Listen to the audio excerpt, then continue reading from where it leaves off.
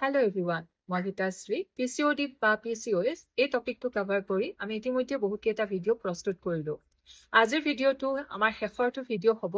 আজি অকণমান আমি আলোচনা কৰিবলৈ চেষ্টা কৰিম কেনেকুৱা ধৰণৰ লক্ষণ বা চিমটমছ দেখা দিলে আমি অকণমান সাৱধান হোৱা উচিত যে সেয়া PCOD বা PCOS হ'ব পাৰে।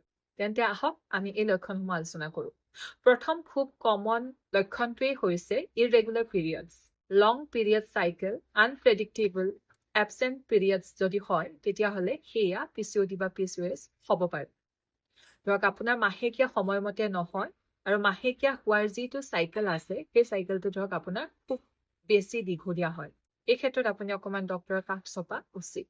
একনি প্ৰন বা অইলি স্কিনো এটা লক্ষণ হ'ব পাৰে। আপোনাৰ মুখমণ্ডলত ধৰক সঘনাই শালমইনা ওলাই থাকে। আপোনাৰ স্কিনখন অকণমান তেলেতীয়া। এইটো এটা লক্ষণ হ'ব পাৰে। ইনক্ৰিজড ফেচিয়েল অৰ বডি হেয়াৰ, এইটো এটা লক্ষণ হ'ব পাৰে। আপোনাৰ মুখমণ্ডলত বা শৰীৰৰ অন্য অংশত যদি বেছিকে চুলি ওলাইছে বা নোম যদি ওলাইছে, আমাৰ শৰীৰত আমাৰ ছালত আমাৰ স্কিনত নোম থাকে কিন্তু সেই নোমটো যদি অকণমান বেছিকে ওলাবলৈ ধৰে বা বেছিকে গ্ৰ' হোৱা যেন পায় সেইটো এটা লক্ষণ হ'ব পাৰে। আপুনি গৰ্ভধাৰণ কৰিব বিচাৰিছে, আপুনি কনচিভ কৰিব বিচাৰিছে কিন্তু এই ক্ষেত্ৰত আপুনি অসুবিধাৰ সন্মুখীন হৈছে, এয়াও এটা PCOD লক্ষণ হ'ব পাৰে।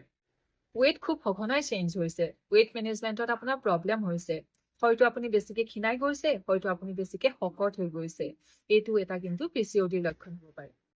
ডাৰ্কেন অৰ থিকাৰ স্কিন, শৰীৰৰ কোনো অংশত আপোনাৰ ছালখন, আপোনাৰ স্কিনখন খুব বেছি কলা পৰি গৈছে বা সেই অংশটোৰ স্কিনখন বা ছালখন খুব ডাঠ হৈ পৰিছে, সেয়াও কিন্তু এটা লক্ষণ হ'ব পাৰে PCOD।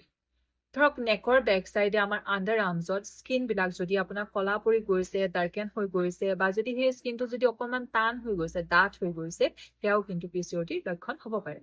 সঘনাই মুড চেঞ্জ হৈ থকা, মুড চুইং হোৱা, সঘনাই ভাগৰ লগা, টোপনি যোৱাত অসুবিধা হোৱা, এইবিলাকো PCOD প্ৰব্লেম হ'ব পাৰে। তো এনেকুৱা ধৰণৰ কিছুমান লক্ষণ দেখা দিলে আচলতে আমি ডক্তৰৰ পৰামৰ্শ লোৱাটো খুবেই প্ৰয়োজনীয়। এই লক্ষণসমূহৰ এটা দুটা লক্ষণ ধৰক আপোনাৰ দেখা দিছে কিন্তু সেই বুলি আপুনি কনফাৰ্ম হ'ব নোৱাৰে যে আপোনাৰ PCOD বা PCOS আছে। এই ক্ষেত্ৰত আপুনি ডক্তৰৰ কাষ চাপিব লাগিব। যিখিনি যাৱতীয় পৰীক্ষা নিৰীক্ষা আছে সেইখিনি কৰাৰ পাছতহে আপুনি কনফাৰ্ম হ'ব পাৰিব যে আপোনাৰ PCOD বা PCOS আছে নে নাই। তো ডক্তৰৰ পৰামৰ্শ লৈহে আপুনি কনফাৰ্ম হ'ব। আশা কৰিছোঁ আজিৰ ভিডিঅ'টোৰ যোগেদি আপোনালোক উপকৃত হ'ব পাৰিব। আজিলৈ আহিছোঁ।